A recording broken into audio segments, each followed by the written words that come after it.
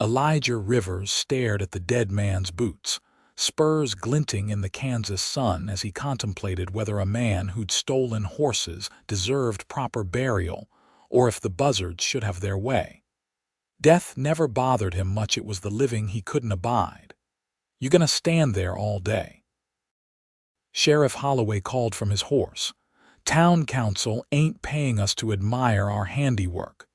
Elijah kicked dust over the blood-soaked earth. "Just making sure he's dead." Leavenworth, Kansas in 1875 was growing too fast for its own good. Train tracks stretched west like iron veins, bringing settlers, speculators, and trouble in equal measure. The town sat on the Missouri River's edge, a gateway to the frontier that had seen its share of violence since the war ended a decade prior. Elijah had been its reluctant guardian for 3 years now, working as deputy to a sheriff who spent more time at the saloon than enforcing the law. "Let's get back," Elijah said, mounting his dappled gray stallion. "Storm's coming." Dark clouds gathered on the horizon as they rode back to town, the air heavy with the promise of rain. Elijah felt the familiar ache in his left shoulder where a Comanche arrow had found its mark years ago. Weather changes always awakened old wounds. Leavenworth's Main Street bustled with activity. The cattle drive season brought cowboys flush with cash and eager to spend it. Women in fine dresses navigated around mud puddles while shopkeepers hawked their wares. The clang of the blacksmith's hammer competed with piano music drifting from the saloon. Elijah dismounted in front of the sheriff's office, tying his horse to the hitching post. "I'll write up the report." Sheriff Holloway waved a dismissive hand. "You do that. I've got business at the Golden Nugget." "Business in a whiskey glass," Elijah muttered as the sheriff ambled across the street toward the saloon. Inside the office, Elijah removed his hat and hung it on the wall peg. Dust covered every inch of him, trail dust, gunpowder residue, and the fine silt of death that seemed to cling to him these days. At 32, he felt decades older. He poured water from a pitcher into a basin and splashed his face, watching dirt swirl down into murkiness. The door swung open behind him. He turned, hand instinctively moving to his holster. "Mr. Rivers?" A young boy, no more than 10, stood in the doorway. "Ma says there's trouble at the boarding house, says to come quick."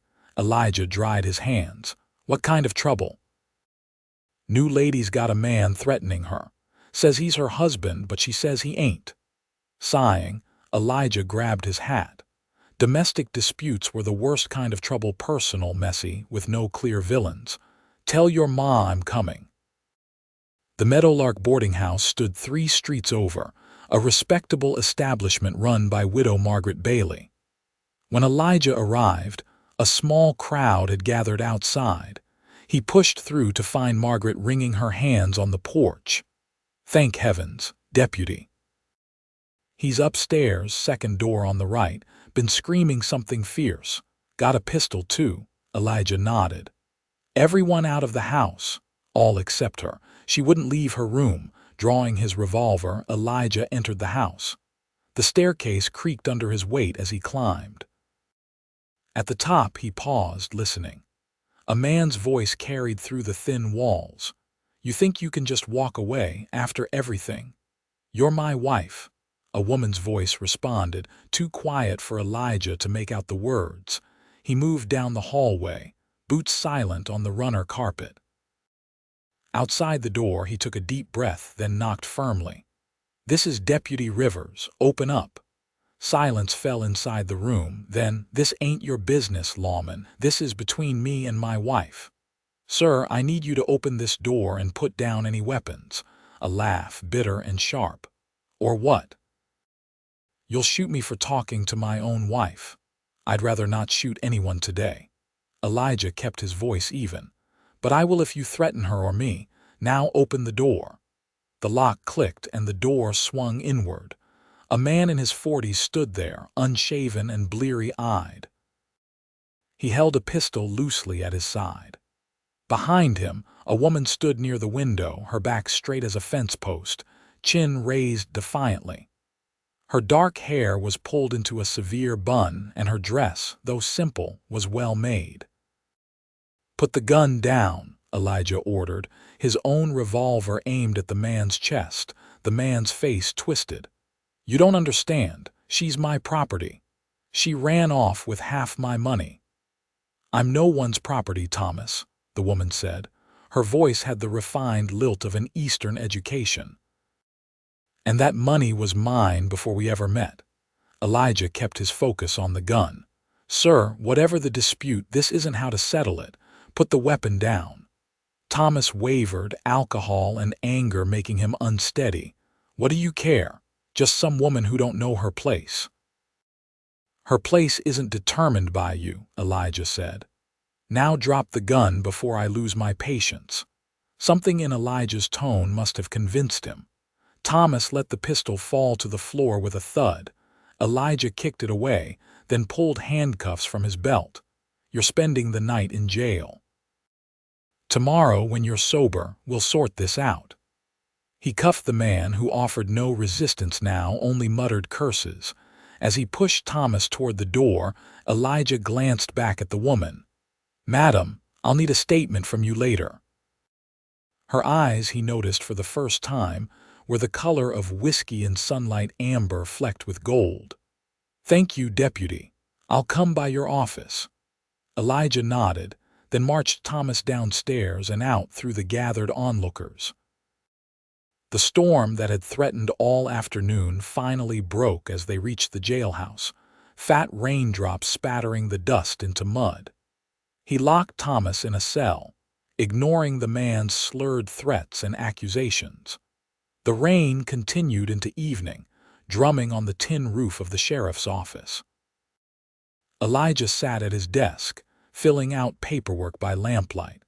Sheriff Holloway hadn't returned, likely sleeping off whiskey at one of his lady friends' houses. The door opened, bringing in the smell of rain and a waft of lavender. The woman from the boarding house stood in the doorway, a shawl pulled tight around her shoulders, hair damp from the rain. She closed her umbrella and leaned it against the wall. "Deputy Rivers," she said, "I hope I'm not interrupting." Elijah stood. "No, madam, please come in." He gestured to the chair opposite his desk. She sat, her back still ramrod straight, hands folded in her lap. "I suppose you want to know what happened. It would help. My name is Rebecca Nichols. Thomas and I were married in St. Louis 3 years ago. It was not a happy union. He drank, and when he drank, he became violent." She pushed up the sleeve of her dress, revealing yellowing bruises. "I left 2 weeks ago with what money I had saved from before our marriage. I came here to start over." Elijah nodded. He'd heard similar stories before. "How did he find you?" "I wrote to my sister. He must have intercepted the letter." Rebecca's jaw tightened. "What happens now?" "That depends. Do you want to press charges?" She hesitated. "Will it make a difference? He'll just come after me again when he's released. It might buy you time to move on." Elijah leaned back in his chair. "Or you could stay and see it through.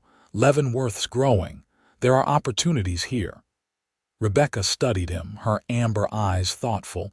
"You think I should stay and fight?" It wasn't a question, but Elijah answered anyway. "I think running only works for so long." A small smile touched her lips. "You sound like you know something about that, Deputy." Elijah didn't respond. His past wasn't something he discussed, especially not with strangers, no matter how intriguing their eyes might be. "I'll release him tomorrow unless you want to file charges. He'll be escorted to the train station either way." Rebecca stood.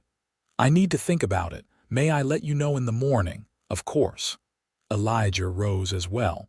"Would you like an escort back to the boarding house?" "The rain's coming down hard." She glanced toward the window. "I would appreciate that. Thank you." Elijah grabbed his slicker and hat from the wall hooks. They stepped out into the downpour, Rebecca huddled beneath her umbrella. The streets had emptied, the rain driving everyone indoors. Muddy water rushed along the gutters. They walked in silence for a block before Rebecca spoke. "Have you been in Leavenworth long, Deputy?" "3 years. And before that," Elijah's boots splashed through a puddle. "Here and there. Texas, mostly. Were you a lawman there as well?" He shook his head. "Cowboy, drove cattle up from San Antonio to the railheads. That sounds like a difficult life. It was honest work. More honest than some things he'd done since they reached the boarding house. Light glowed warm in the windows." Rebecca paused on the porch, closing her umbrella. "Thank you for your help today, Deputy Rivers." "Just doing my job, madam." She studied him in the dim light. "Few men would have handled it as you did. Most would have sided with the husband without question." Elijah shrugged. "I've found that the law doesn't always align with what's right." Rebecca smiled, the first genuine smile he'd seen from her. It transformed her face, softening the wariness in her eyes. "Good night, Deputy." "Good night, Mrs. Nichols." He waited until she was safely inside before turning back toward town. The rain had eased to a gentle patter, and the night air smelled clean, washed of dust and horse manure. Elijah walked slowly, in no hurry to return to the empty jailhouse and his lonely cot in the back room. Morning brought clear skies and mud thick enough to swallow a man's boot. Elijah woke before dawn, as was his habit, and made coffee on the small stove in the corner of the office. He was on his second cup when Sheriff Holloway stumbled in, red-eyed and reeking of cheap perfume. "You look like hell," Elijah commented. Holloway grunted. "Feel worse." He poured himself coffee. "Heard you locked up some fella for a domestic dispute. Husband tracked down his wife, had a gun." Elijah summarized the previous day's events. "You let her decide if she wants to press charges." The sheriff shook his head. "That's not how it's done, Rivers. Man's got rights over his wife. Not if he beats her, he doesn't." Holloway squinted at him. "You getting soft on this woman? Pretty is she?" Elijah ignored the question. "I told him he'd be released today and escorted to the train station." "Fine, fine." The sheriff slumped into his chair. "You handle it. I've got a splitting headache." The cell door creaked as Elijah opened it. Thomas Nichols sat on the edge of the cot, holding his head in his hands. He looked up as Elijah entered, eyes bloodshot. "You're free to go," Elijah said, "but not to the boarding house. I'm escorting you to the 10 o'clock train." Thomas stood shakily. "What about Rebecca? That's up to her. She doesn't want to see you." "She's my wife," Thomas insisted, but the fight had gone out of him. "I just want what's mine." "She's not property," Elijah said coldly. "And if you try to approach her again, you'll leave Leavenworth in a pine box." "Understood," Thomas glared but nodded. Elijah handed him his belongings: wallet, pocket watch, the pistol now unloaded. "The train station's this way," Elijah said, pointing him toward the door. They walked in silence through the muddy streets.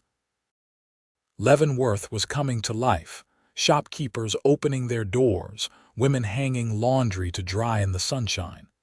At the train station, Elijah bought Thomas a one-way ticket to St. Louis. "Don't come back," he warned as the train pulled in, steam billowing around them. Thomas spat at Elijah's feet. "You think you're better than me. You're just some hired gun playing lawman. I know your type." Elijah didn't react. "Goodbye, Mr. Nichols." He watched until the train pulled away, Thomas's angry face visible in one of the windows. Only then did Elijah relax slightly. One problem solved, at least temporarily. When he returned to the boarding house, Rebecca was sitting on the front porch, a book open in her lap. She wore a blue dress that matched the cloudless sky, her dark hair loose around her shoulders. She looked younger in the daylight, perhaps 25 or 26. "He's gone," Elijah said, stopping at the bottom of the steps. Rebecca nodded. "Thank you. He may come back." "I know." She closed her book. "But I've decided not to run anymore." Elijah nodded his approval. Leavenworth's not a bad place to settle. It's growing fast. Lots of opportunities for someone willing to work hard. I've already found employment, she said. The schoolhouse needs a teacher. You're a teacher. I was before I married Thomas. Her expression darkened momentarily. He didn't approve of a working wife. Elijah removed his hat. Well, madam, I wish you luck. Rebecca stood. Deputy Rivers, would you like to come in for tea? Mrs. Bailey has just made a fresh pot. The invitation surprised him. He should refuse. He had duties, responsibilities. But the prospect of sitting in a clean parlor with this intriguing woman was more tempting than he wanted to admit. I suppose I could spare a few minutes, he said. Rebecca's smile returned, warming her amber eyes. Wonderful. The parlor of the Meadowlark boarding house was a feminine space, with floral wallpaper and lace doilies on every surface. Elijah felt oversized and rough as he perched on a delicate chair, his hat balanced on his knee. Mrs. Bailey served tea in china cups, so thin they were nearly transparent. The deputy was just telling me about Leavenworth, Rebecca explained to their hostess. Mrs. Bailey beamed. Oh, it's a fine town, growing every day. We've got the Opera House now, and they're talking about putting in gas lighting on Main Street. Elijah sipped his tea, feeling awkward. He rarely socialized, especially not with respectable women. The town council has big plans, he offered. Railroads bringing in new people every week, including some who should have stayed wherever they came from, Mrs. Bailey added with a sniff. Those cattle drovers make a terrible mess of things when they are in town. Rebecca caught Elijah's eye, a hint of amusement in her expression. Deputy Rivers was a cattle drover before becoming a lawman. Mrs. Bailey flushed. Oh. I didn't mean that is. I'm sure you were one of the respectable ones, deputy. Elijah almost smiled. I had my moments, madam. After tea, Elijah walked with Rebecca to the schoolhouse, a simple clapboard building at the edge of town. Children played in the yard, their shrieks carrying on the warm air. School's still in session, he asked. Until the end of June, Rebecca replied. Miss Abernathy is leaving to get married. I'll take over her class next week. The schoolmistress, a thin woman with spectacles, greeted them at the door. She showed Rebecca around while Elijah waited outside, watching the children's games with distant amusement. He remembered little of his own schooling, mostly being rapped on the knuckles for daydreaming about wide, open spaces. When Rebecca emerged, her face was animated with excitement. 27 students, she told him, from 6 to 14 years old. Sounds challenging. It will be wonderful. Her enthusiasm was contagious. I've missed teaching more than I realized. They walked back toward town, Rebecca asking questions about Leavenworth and its residents. Elijah found himself talking more than he had in months, describing the town's history, the tensions between old settlers and newcomers, the gradual taming of what had once been wild territory. You know a great deal about this place for someone who's only been here 3 years, Rebecca observed. Elijah shrugged. Part of the job is knowing who's who might cause trouble. And do you like it? Being a lawman, the question gave him pause. It's necessary work. That's not what I asked. Elijah stopped walking, considering his answer. I'm good at it. Not everyone is suited to enforcing the law fairly. Rebecca studied him. You're an unusual man, Deputy Rivers. Just Elijah, please, when I'm not wearing the badge. Elijah, she repeated. The sound of his name in her voice stirred something long dormant in his chest. Then you must call me Rebecca. They parted at the boarding house, Elijah returning to his duties with a lightness in his step he hadn't felt in years. Over the next few weeks, he found reasons to pass by the schoolhouse during his daily rounds. Sometimes Rebecca would be outside, supervising the children's play, and would wave to him. Occasionally, He would stop to chat, listening as she described her students' progress or complained about the outdated textbooks. June faded into July, bringing heat that shimmered over the prairie.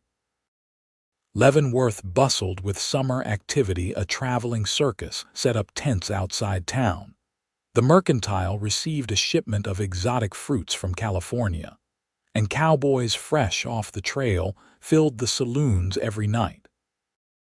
Elijah broke up fights, arrested drunks, and escorted troublemakers to the edge of town with warnings not to return. Through it all, his thoughts kept returning to Rebecca. Her quiet strength, the intelligence in her amber eyes, the way she had refused to be cowed by her husband's threats. She was different from any woman he had known, and he found himself looking forward to their brief conversations with an eagerness that both surprised and unnerved him. On Independence Day, the town organized a celebration in the park. Tables groaned under the weight of food, a band played patriotic tunes, and as night fell, local men set off fireworks purchased from traveling salesmen. Elijah stood at the edge of the gathering, ostensibly keeping watch but really searching the crowd for a glimpse of dark hair and amber eyes. Looking for someone, Sheriff Holloway appeared at his side, holding a plate piled high with fried chicken and potato salad. Elijah shook his head. "Just doing my job." "Sure you are," Holloway chuckled. "Half the town's noticed you mooning over the new schoolteacher." Heat rose in Elijah's face. "I don't moon over anyone. Whatever you say." The sheriff nodded toward a group of women near the lemonade stand. "There she is, by the way, talking to the preacher's wife." Rebecca stood in a cream-colored dress, her hair adorned with a blue ribbon that matched the sash at her waist. She laughed at something the preacher's wife said, the sound carrying across the park. As if sensing his gaze, she looked up, meeting Elijah's eyes. She smiled and gave a small wave.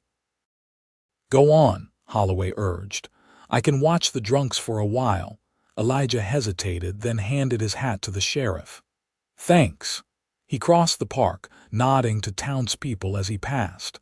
Rebecca excused herself from her conversation as he approached. "Deputy Rivers," she greeted him. "Or is it Elijah today?" "Elijah," he confirmed. "You look nice." Her smile widened. "Thank you. Are you enjoying the celebration?" "I'm working, mostly." "All work and no play," Rebecca teased.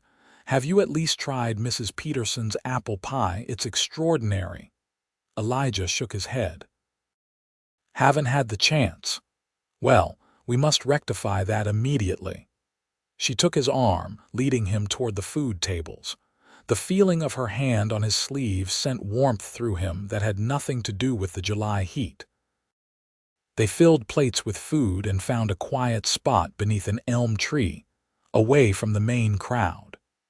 Elijah was acutely aware of Rebecca beside him, the subtle scent of lavender that seemed to surround her, the graceful way she cut her food into small, precise bites. "Tell me something about yourself," she said after a comfortable silence. "Something I don't know," Elijah considered. There were many things she didn't know, most of them things he preferred to keep buried. "I can play the harmonica," he offered finally. Rebecca's eyebrows rose. "Really?" "I wouldn't have guessed that. My father taught me, said every cowboy needs to know at least one tune to pass the time on night watch." "Will you play for me sometime?" The request caught him off guard. "I'm not very good. I'd like to hear anyway." Her eyes held his, sincere and warm. Elijah nodded. "Someday, perhaps." As darkness fell, the first fireworks exploded overhead, sprays of red and gold against the black sky. Children squealed with delight, and even the adults gazed upward with wonder. Elijah watched Rebecca's face, illuminated by the colored lights, her expression open and joyful. In that moment, something shifted in his chest, a wall crumbling, a door opening to a room long sealed shut. He had spent years avoiding attachment, keeping people at arm's length. But here, Sitting beside this woman who had faced her own demons and chosen to stand her ground, he felt a connection he couldn't ignore. The fireworks ended, and families began gathering their belongings to head home. Rebecca sighed contentedly. That was lovely. I haven't seen fireworks since I left St. Louis. Elijah stood, offering his hand to help her up. She took it, her fingers warm against his palm. May I walk you back to the boarding house? I'd like that, she said. They strolled through the emptying streets, neither in a hurry to end the evening. The night was warm, stars brilliant overhead now that the fireworks had ceased. Crickets chirped in the tall grass beyond the town limits. School starts again in September, Rebecca said. I've been using the summer to prepare lessons and get to know the town better. And how do you like Leavenworth so far? She smiled up at him. More each day. The people have been kind for the most part. Mrs. Bailey has become like family, and my students are eager to learn. I'm glad you decided to stay. They reached the boarding house too soon. On the porch, Rebecca turned to face him, her expression serious in the lamplight. Elijah, there's something I should tell you. His heart quickened. What is it? Thomas wrote to me last week. He wants to reconcile. The warmth Elijah had felt all evening drained away. What did you tell him? That it's over, that I've made a new life here. She hesitated, but he's persistent. He mentioned coming back to Leavenworth. Elijah's jaw tightened. If he threatens you again, I'm not afraid of him anymore, Rebecca interrupted, but I wanted you to know in case he does return. I appreciate that. Elijah studied her face, searching for signs of fear or doubt. You're sure you want to stay? Very sure. Her voice was firm. I'm not running anymore, remember? Relief flooded him. Good. They stood in silence for a moment, the night sounds enveloping them. Elijah knew he should leave, but he found himself reluctant to end their time together. Rebecca solved his dilemma by rising on tiptoes and pressing a soft kiss to his cheek. Thank you for a wonderful evening, she whispered. Before he could respond, she had slipped inside, the door closing gently behind her. Elijah stood on the porch, his hand rising to touch the spot where her lips had been, warmth spreading through him like good whiskey. The next few weeks passed in a pleasant haze. Elijah found excuses to see Rebecca, almost daily escorting her to the mercantile, helping carry books for the schoolhouse, stopping by the boarding house to update her on town news. They took walks along the river in the cool of the evening, talking about everything and nothing. He learned that she loved poetry but couldn't carry a tune, that she had a younger sister in St. Louis whom she missed terribly, that she dreamed of someday traveling to Europe to see the great cathedrals. In turn, he shared carefully selected parts of his childhood on a small ranch in Texas, the cattle drives north, his decision to put down roots in Leavenworth after years of drifting. He didn't tell her about the darker years, the mistakes he'd made, the lives he'd taken. Those weren't stories for summer evenings with a woman whose good opinion he valued more than he wanted to admit. August arrived with blistering heat that cracked the earth and drove everyone indoors during the middle of the day. Elijah suffered in his small room behind the jail, unable to sleep in the stifling air. One particularly hot night, he gave up on rest and walked to the river, stripping down to his underclothes to swim in the cool water. He floated on his back, staring up at the stars, thinking of Rebecca. She had become essential to him somehow, her presence in his life, a brightness he hadn't known he was missing. The thought both thrilled and terrified him. He was a man with a past, with secrets and regrets. What could he offer a woman like her? The next day, a telegram arrived from the sheriff in St. Louis. Thomas Nichols had left the city, telling neighbors he was headed for Kansas to reclaim his wife. Elijah crumpled the paper in his fist, a cold dread settling in his stomach. He had hoped the man would accept Rebecca's decision and move on. Now, it seemed, conflict was inevitable. He found Rebecca at the schoolhouse, arranging books on shelves in preparation for the fall term. She wore a simple cotton dress, her hair tied back with a ribbon, sleeves rolled up against the heat. She smiled when she saw him, then frowned at his expression. "What is it?" she asked. Elijah handed her the telegram. She read it, her face paling slightly. "I see." "I'll keep watch for him," Elijah promised. "If he causes trouble, he will," Rebecca interrupted.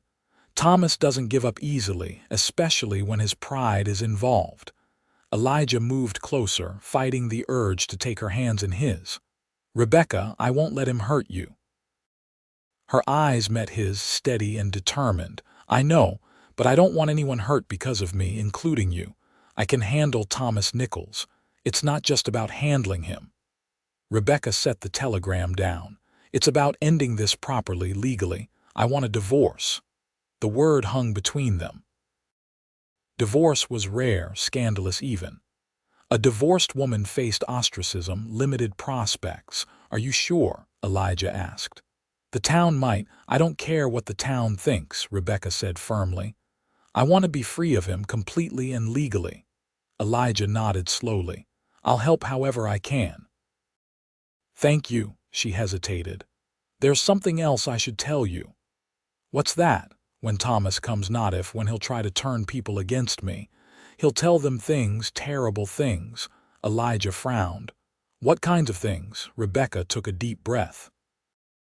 "He'll say I was unfaithful, that I stole from him, that I'm mentally unstable. None of it's true, but he's convincing when he wants to be."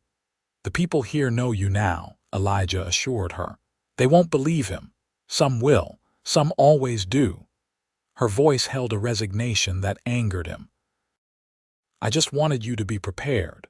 Elijah stepped closer, breaking his own rule about maintaining distance. He took her hands in his, feeling their softness against his calloused palms. "Rebecca, listen to me. I know who you are. Nothing he says will change that." Tears welled in her amber eyes. "You barely know me." "I know enough." He squeezed her hands gently. "I know you're brave and kind and stubborn as a mule when you set your mind to something." That drew a watery laugh from her. "Stubborn as a mule, is that supposed to be a compliment from me?" "Absolutely." He smiled, relieved to see her spirits lifting. "Now, let's get ready for this fight, because that's what it will be." Thomas Nichols arrived in Leavenworth 3 days later on the afternoon train. Elijah was waiting at the station, badge prominently displayed on his chest, hand resting casually near his holster. Thomas spotted him immediately, his expression darkening. "Deputy," he said coldly. "Still interfering in matters that don't concern you, Mr. Nichols," Elijah replied.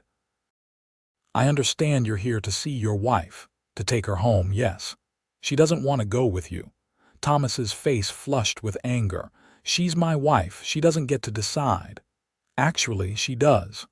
Elijah stepped closer, voice lowering. "She's filing for divorce." The words hit Thomas like physical blows. He staggered slightly, then recovered, rage contorting his features. "She can't do that. I won't allow it." "It's not up to you," Thomas glared. "You think you know her. You don't. Ask her about Boston. Ask her what she did there." Elijah kept his expression neutral, though curiosity stirred within him. "Whatever happened in the past, she's respected here. A teacher, a valued member of the community. For now," Thomas sneered. "We'll see how they feel when they learn the truth." "Mr. Nichols, I'm going to be very clear," Elijah said, his voice steel. "You're welcome to stay in town while legal matters are settled. But if you threaten her, harass her, or spread malicious gossip, I'll run you out of Leavenworth so fast your feet won't touch the ground. Understood?" Thomas held his gaze for a long moment, then nodded stiffly. "I understand you perfectly, Deputy. Now, if you'll excuse me, I need to find lodging." Elijah watched him walk away, unease settling in his gut. Whatever Thomas knew or claimed to know about Rebecca's past, he wouldn't hesitate to use it against her. Elijah needed to warn her, to prepare her for what was coming. He found her at the boarding house, sitting on the porch swing with a book. She looked up as he approached, her expression questioning. "He's here," Elijah said without preamble, "staying in town while the divorce proceeds." Rebecca closed her book. "Did he threaten me?" "Not directly. But he mentioned something about Boston, said I should ask you what happened there." Her face paled. "I see."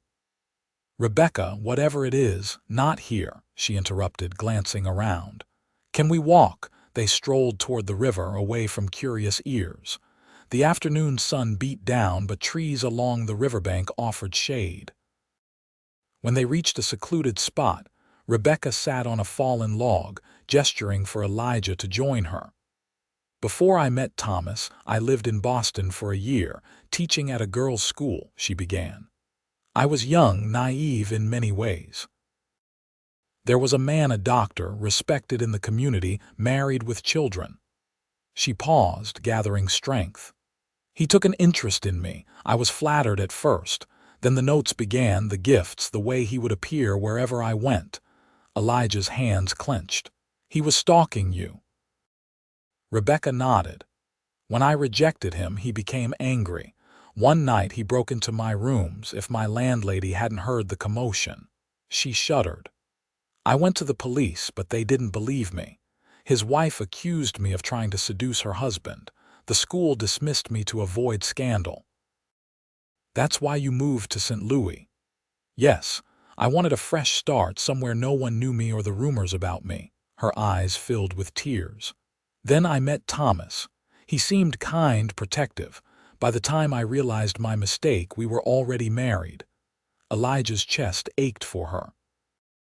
"None of that was your fault." "I know that now," Rebecca said softly.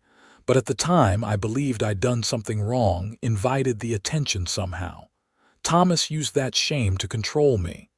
And now he'll try to use it to turn the town against you." She nodded, wiping away a tear. "It worked in Boston. Why not here?" Elijah took her hand, his touch gentle despite the anger coursing through him. "Because here you have people who know the real you. You have friends who will stand by you." He hesitated. "You have me." Rebecca looked up at him, vulnerability and hope mingling in her gaze. "Do I have you?"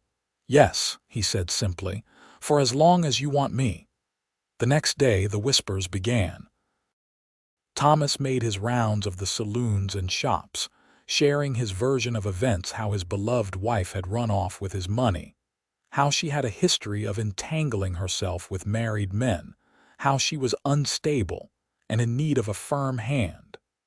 Some listened politely and dismissed his tales. Others, always eager for scandal, spread the stories further.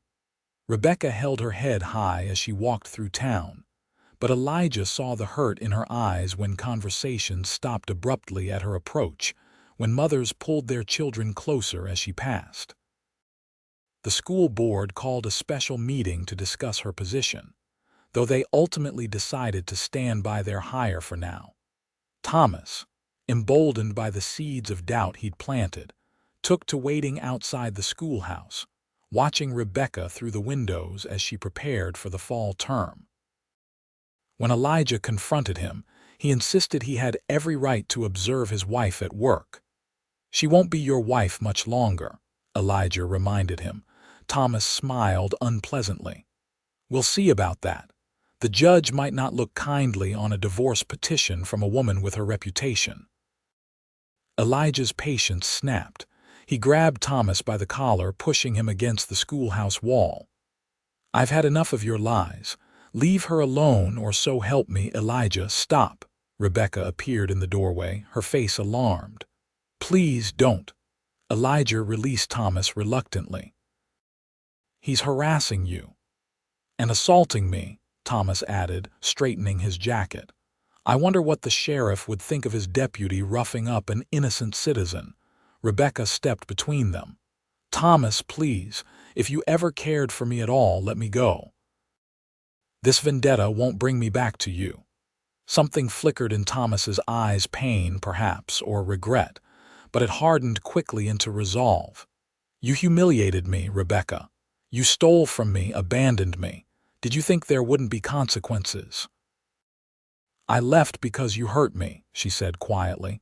Because I was afraid you would eventually kill me. Thomas flinched as if struck. I never. You did, she interrupted.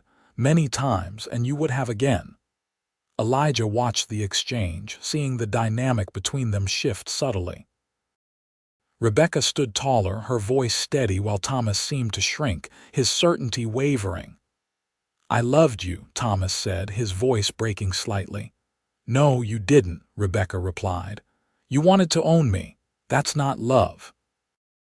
Thomas stared at her for a long moment, then turned and walked away without another word. Elijah and Rebecca watched him go, neither speaking until he had disappeared around the corner. Are you all right? Elijah asked. Rebecca nodded. Better than I expected, actually. I've wanted to say those things to him for years. You think he'll give up? No, she sighed. But at least now I've stood my ground. The divorce hearing was scheduled for the following week. The town buzzed with anticipation. Divorces were rare events, full of drama and scandal.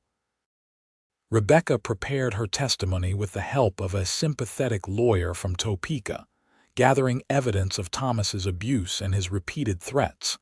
The night before the hearing, Elijah found himself unable to sleep.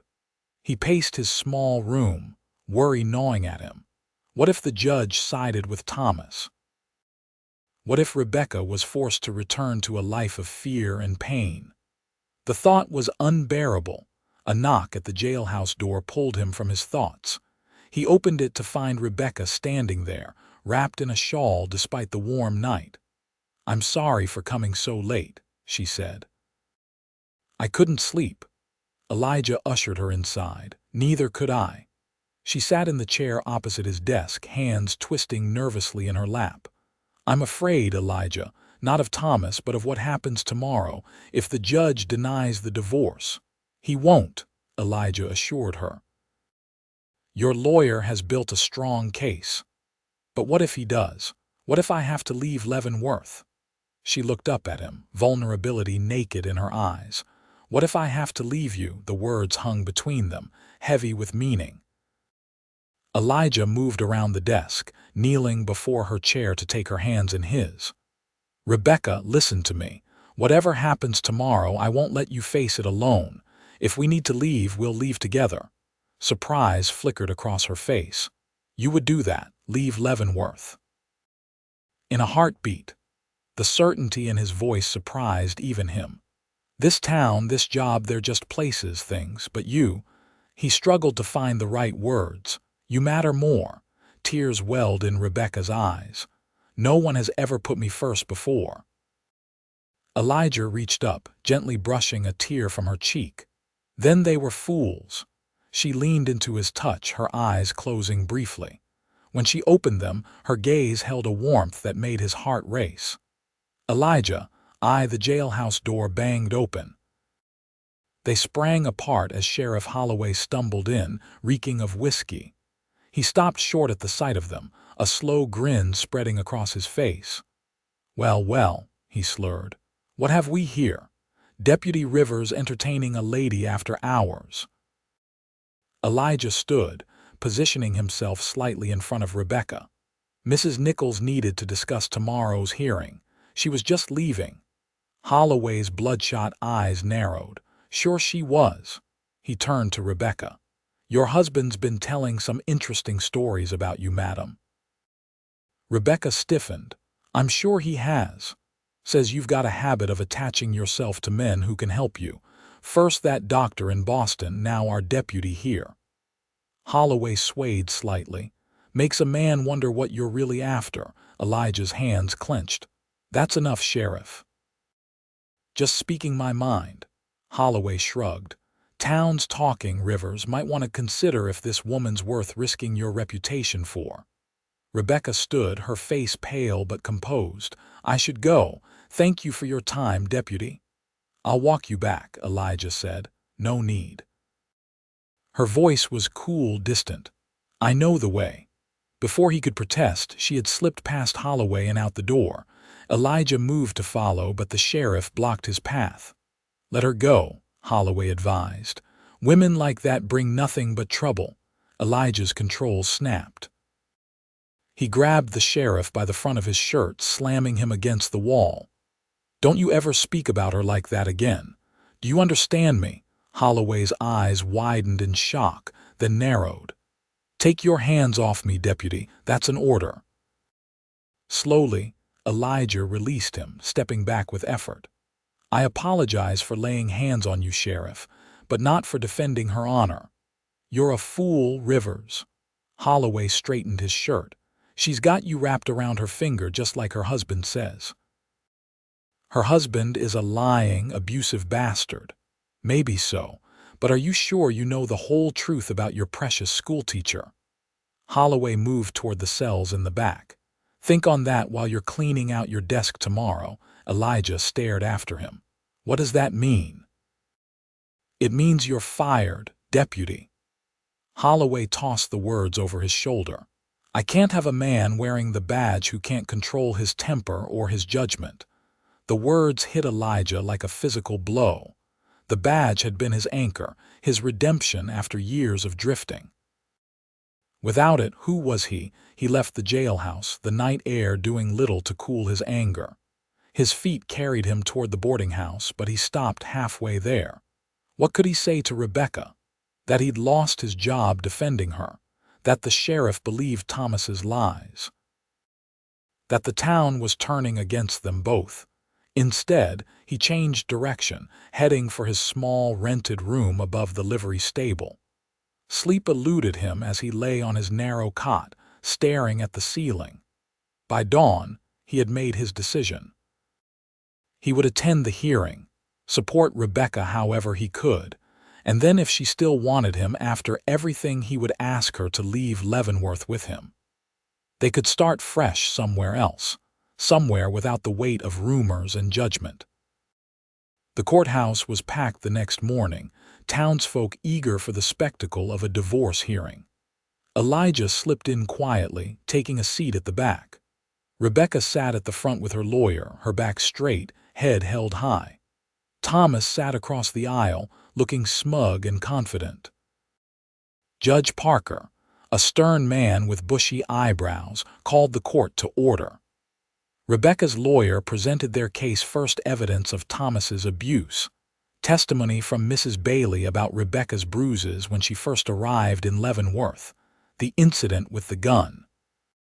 Through it all, Rebecca remained composed, answering questions clearly and directly.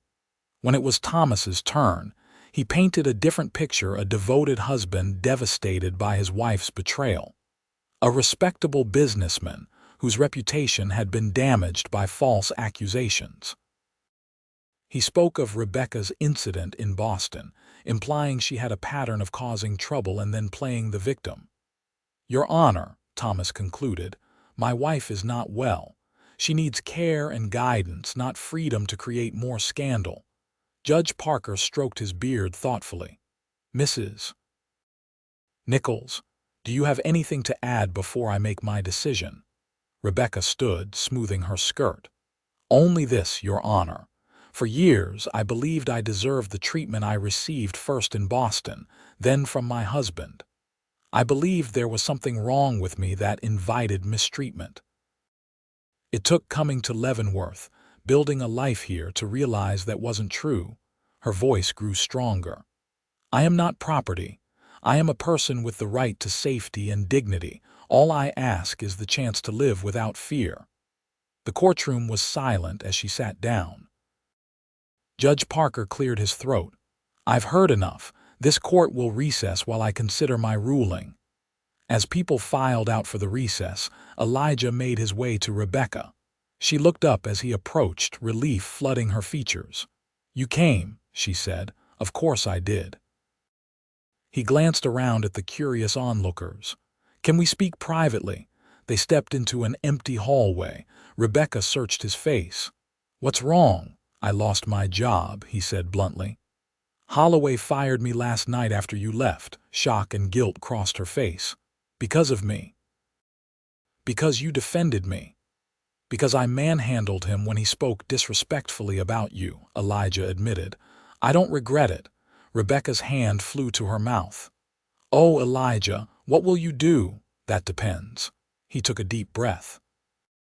When this is over, regardless of the judge's decision, I'm leaving Leavenworth. Pain flashed in her eyes. I understand. No, I don't think you do. He stepped closer, lowering his voice. I want you to come with me if you want to. Hope replaced pain, her amber eyes widening. You mean that? I've never meant anything more. Elijah fought the urge to take her hands. I know it's sudden and I'm asking a lot. You've built a life here, a life that's already crumbling, she interrupted.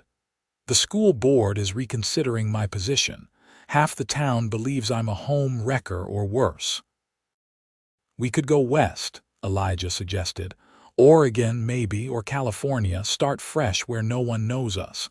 Rebecca's expression softened. Is that what you want, to start fresh with me? Yes. The simple truth of it surprised him. I want whatever time you're willing to give me, Rebecca. I want. The bailiff appeared at the end of the hall. Courts reconvening. They returned to the courtroom, taking their places as Judge Parker settled behind the bench. He looked over his spectacles at the assembled crowd, then focused on Rebecca and Thomas. In the matter of Nichols versus Nichols, I find sufficient evidence to grant the petition for divorce on grounds of cruelty. He fixed Thomas with a stern glare. Mr. Nichols, this court takes a dim view of men who use their wives as punching bags. The marriage is dissolved, effective immediately. Relief washed over Rebecca's face. Thomas stood, fists clenched. This is an outrage. She's my wife. Not anymore, Judge Parker replied coolly. And I suggest you leave town, Mr. Nichols, before you find yourself in my court on assault charges. Thomas turned, his gaze finding Rebecca. This isn't over, he hissed. You think you've won, but you'll see. His eyes shifted to Elijah. And you'll regret interfering. Get out, Elijah said quietly, hand moving instinctively toward where his gun would be if he still wore the badge. Now. For a moment it seemed Thomas might lunge at him, but then the fight drained from him, replaced by cold hatred. You deserve each other, he spat, before storming out of the courthouse. The crowd dispersed, buzzing with excitement over the dramatic conclusion. Rebecca remained seated, tears of relief streaming down her face. Her lawyer patted her shoulder before gathering his papers and leaving her alone. Elijah moved to her side, sitting in the empty chair beside her. It's over, he said gently. She nodded, wiping her tears. I can hardly believe it. What do you want to do now? Rebecca turned to him, her eyes clear and certain. I want to leave with you, today if possible. Surprise and joy surged through him. You're sure? What about your teaching position? There are schools everywhere, she said simply, but there's only one you. The words warmed him to his core. I'll need an hour to gather my things. Can you be ready by then? She nodded.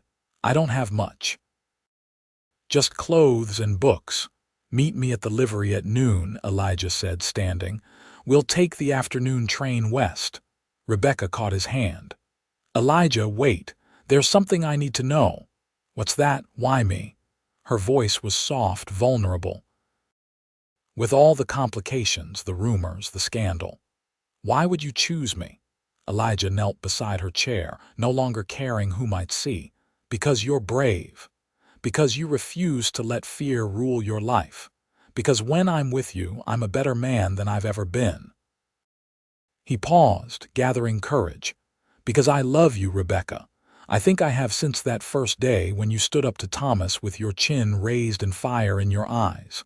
Fresh tears filled those amber eyes, but she was smiling. I love you too, she whispered.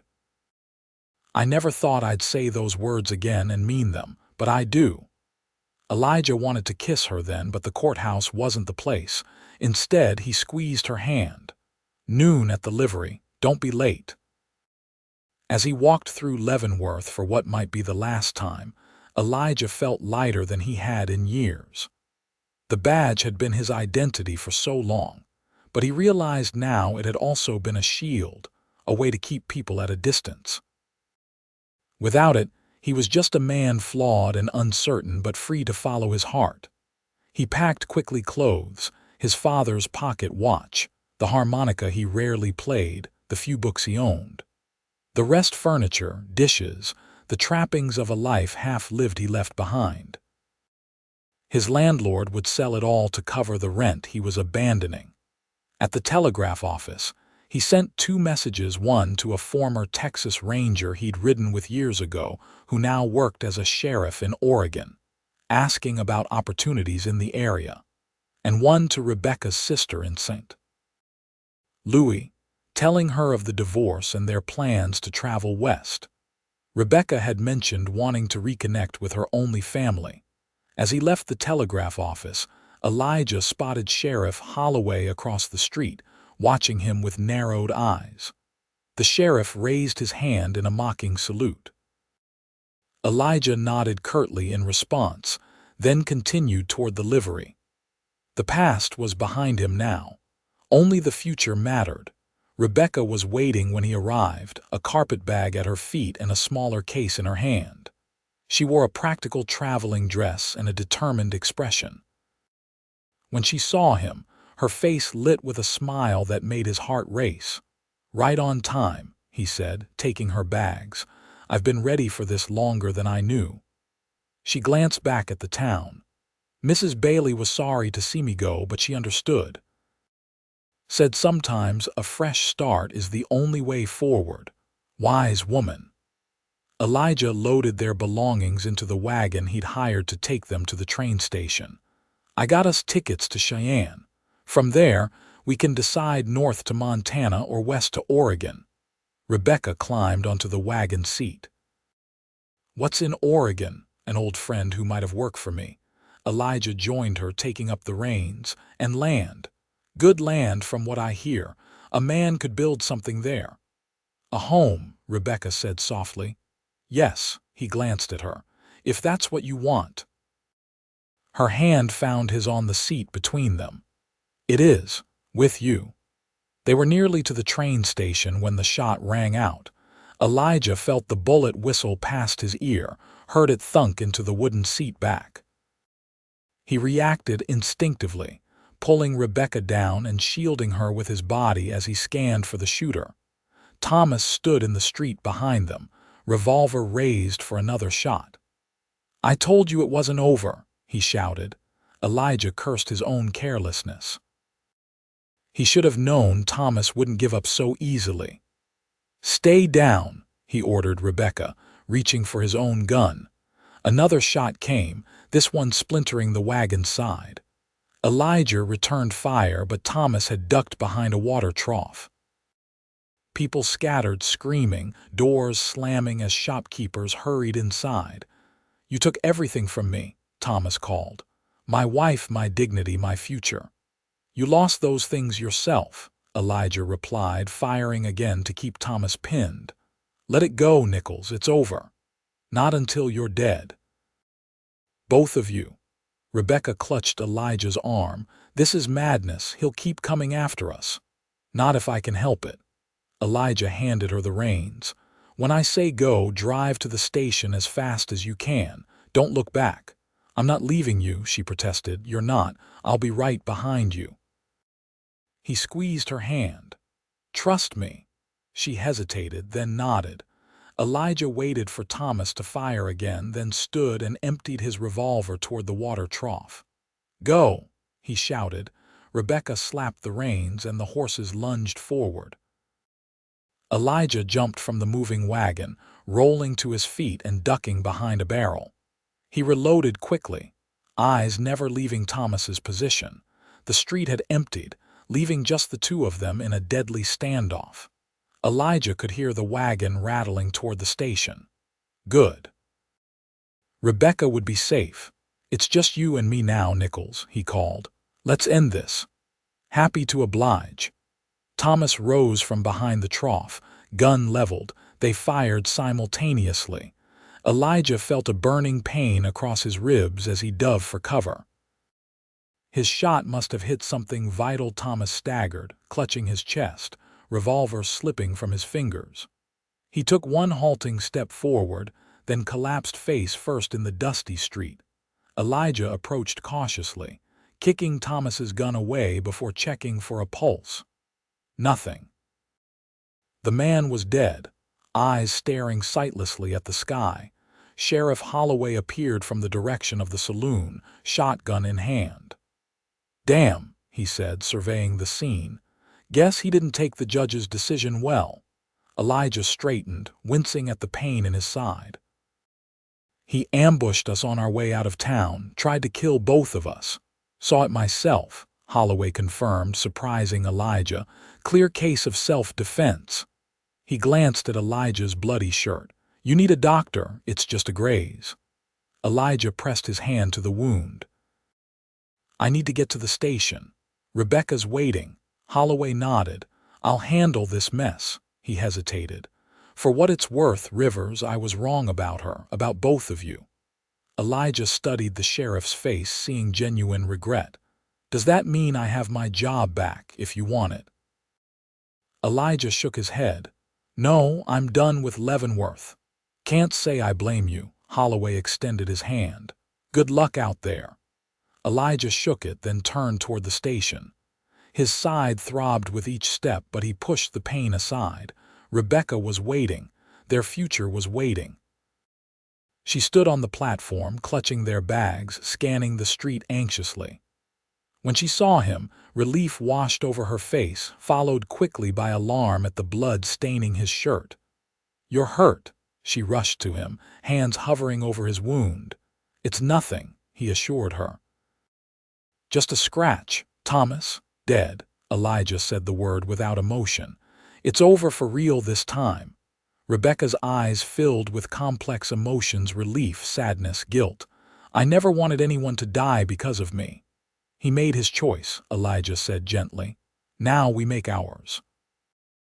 The train whistle blew, warning of imminent departure.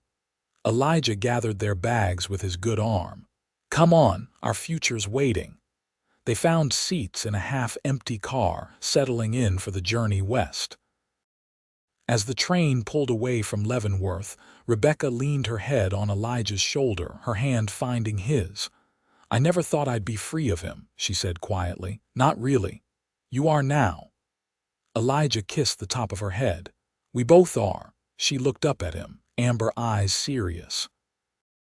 "What do you mean?" Elijah hesitated, then decided truth was the only way forward for them. "I've spent years running from my past. Taking the badge in Leavenworth was my way of trying to make amends, I suppose." "For what?" He met her gaze steadily. "I've killed men, Rebecca. Not just in self-defense like today. I rode with a rough crowd after the war, did things I'm not proud of." She didn't flinch or pull away. "We all have regrets, things we wish we could change. The difference is I've never apologized, not to anyone. I told myself I didn't need to, that life out here was harsh and you did what you had to do." He shook his head. "It was a way to avoid facing what I'd become." Rebecca took his hand in both of hers. "And now I'm sorry," he said simply, "for the lives I took, for the pain I caused. And I'm sorry I didn't tell you sooner. You deserve to know the kind of man you were running away with." "I know exactly what kind of man you are," Rebecca replied, her voice firm. "You're the kind who stands up for what's right, who protects those who need protecting, who loves without holding back." She touched his face gently. "The past is past, Elijah. We're both starting fresh." The weight that had pressed on him for years seemed to lift at her words. He leaned down, finally giving in to the desire he'd fought for weeks, and kissed her. Her lips were soft under his, yielding then pressing back with equal fervor. When they parted, both breathless, he rested his forehead against hers. "I love you," he whispered. "And I love you," she replied. enough to face whatever comes next. Outside the train window, the Kansas prairie rolled by, giving way to the vast openness of the frontier. Ahead lay mountains and forests, rivers to cross, land to claim. A place where they could build something together, far from the whispers and judgments of Leavenworth. Elijah leaned back in his seat, arm around Rebecca as she dozed against his shoulder. For the first time in years, he felt peace. Not the hollow emptiness that had passed for contentment before, but true peace. The kind that comes from knowing exactly where you belong. 3 months later, they stood on the porch of their newly built cabin in Oregon's Willamette Valley. The autumn air was crisp, leaves turning gold and red on the trees that surrounded their 40 acres. Smoke curled from the chimney, and inside, a pot of stew simmered on the stove. "What do you think?" Elijah asked, his arm around Rebecca's waist. "Is it everything you hoped for?" She leaned into him, surveying the land they'd claimed, the small garden she'd planted, the barn where 2 horses and a milk cow resided, the creek that bubbled along the property's edge. "It's perfect," she said. "Our own piece of paradise." Life hadn't been easy since leaving Kansas. The journey had been grueling, their funds limited. Building the cabin had taken weeks of back-breaking labor, with help from neighbors who'd welcomed the newcomers without questions about their past. But they'd done it together.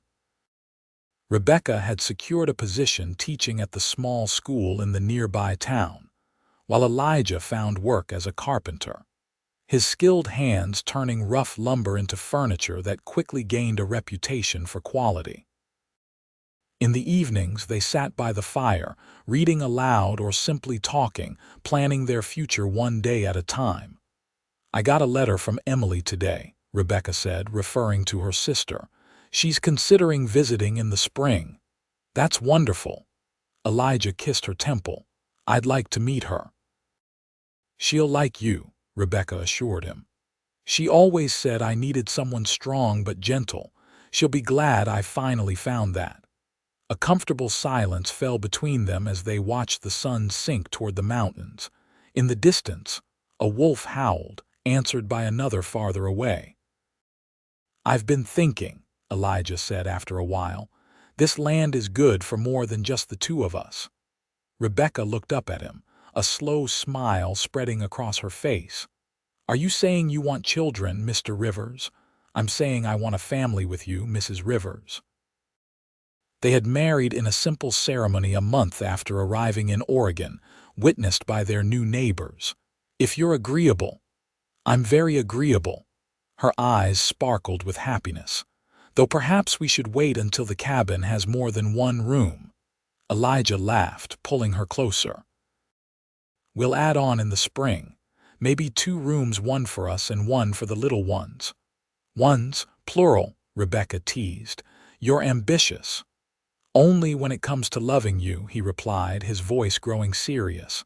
"I never thought I'd have this, Rebecca. A home, a wife, a future worth looking forward to. You gave me that." "We gave it to each other," she corrected gently. 2 broken people who found a way to be whole together. Inside the cabin, the stew began to boil over. Rebecca laughed and hurried inside to tend to it, leaving Elijah on the porch for a moment longer. He looked out at the land that was now theirs, at the life they were building from nothing. A year ago, he'd been a hard man with a badge, keeping everyone at arm's length, never apologizing for anything. Then a woman with amber eyes and uncommon courage had started packing her bag, determined to forge a new path. Somehow their paths had converged, leading them here to this cabin, this land, this life together. Elijah Rivers, former cowboy, former deputy, now husband and soon-to-be father, finally understood what it meant to be truly free. Not the freedom of the open range or life without ties, but the freedom that comes from loving someone who loves you completely in return.